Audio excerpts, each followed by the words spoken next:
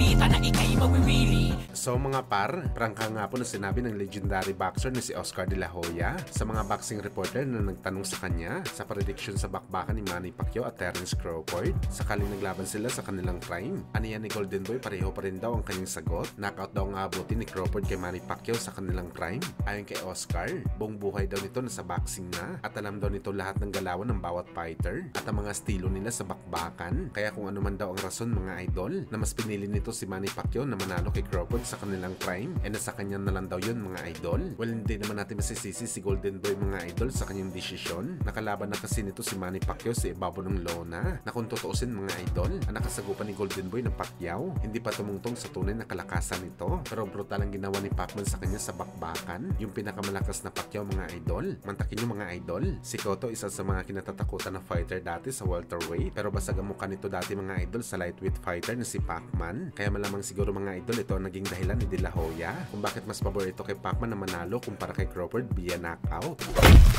Samantalang ating Filipino Flash Nonito Donaire Jr., sinabi nito mga idol kung paano nito parusahan ang kanyang sarili sa training at ipush ang kanyang katawan na sumabak sa matinding ensayo, lalo na kung palakasin nito ang kanyang mental state sa bakbakan. Nagpapasting daw ito mga idol ng 3 araw, walang kain. Ito daw ang kanyang teknik mga idol para maging matibay at malakas. Sa fasting daw kasi masusubukan mga boss kung gaano kahaba ang tali mo bilang isang fighter. Ang katawan mo daw kasi mga idol, hihingi ng pagkain yan para sa panibagong gasolina. Pero sinunito mga idol, sinasanay daw nito ang kanyang sarili na hindi makakain ng 3 araw. Gusto nito ang katawan niyang sumunod sa kanya, hindi yung susunod ito sa gusto ng kanyang katawan. Kung ano daw ang gusto nitong gawin mga idol, ito daw talaga masusunod. Ganito daw magdisiplina si Flash mga idol sa kanyang katawan. Grabe talaga sinunito mga idol, kasing bangis talaga ito ni Pacman pagdating sa training. Yung ibibigay talaga lahat ng parusa sa katawan para makuha lamang ang tamang kondisyon sa bakbakan.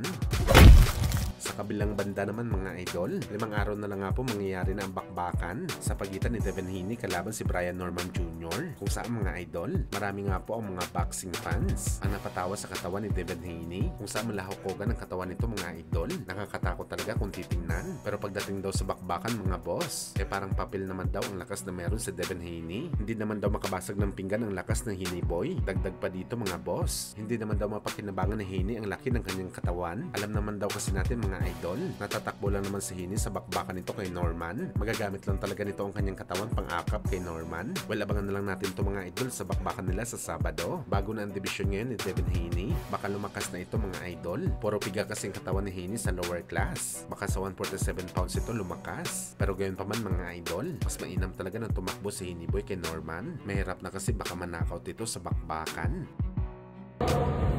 They said it's Photoshop. Fight week, less than 6 days, 7 days.